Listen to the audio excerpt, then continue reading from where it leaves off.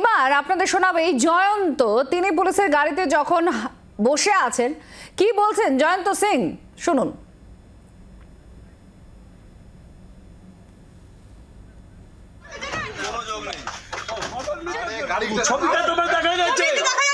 নেতাদের সাথে সবাই নেতাদের সাথে সবার ছবি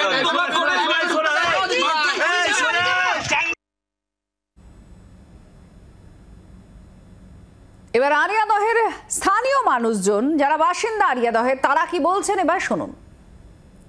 টিমের মধ্যেই দুজনের মারপিট হয়েছিল, সেটা থেমে গেছিল, বড়রা থামিয়ে দিয়েছে।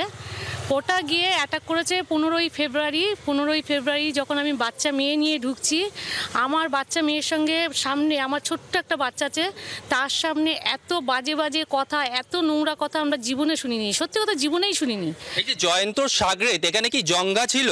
হ্যাঁ, জঙ্গা বলে ছেলেটি ছিল, আরও কিছু ছেলে ছিল, তাদের আমি মুখ চিনি।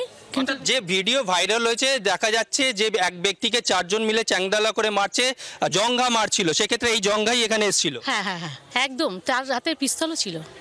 পিস্তলও ছিল? হ্যাঁ, পিস্তল। পুলিশে অভিযোগ করেছিলেন? হ্যাঁ, আমরা অভিযোগ করেছি, জঙ্গা ধরাও পড়েছিল, সে জেলও কেটেছে।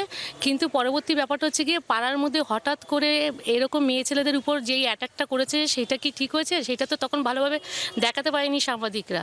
আচ্ছা, আপনারা কি ভয় আতঙ্কে রয়েছেন? 100 বার ভয় তো পাবোই, বলুন। যেরকম মানে ওদের কাজকর্ম, সে তো আমরা একটা মেয়ে ছেলে, আমাদের তো রাস্তাঘাটে বেরোতে হয়, আমাদের বাচ্চা কাচ্চারা রয়েছে, তারাও পড়াশোনা করে বা রাস্তাঘাটে বেরোতে হয়।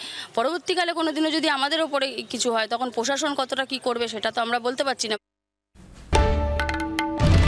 বাংলার আওয়াজ, বাঙালির আবেগ, জি 24 ঘন্টা।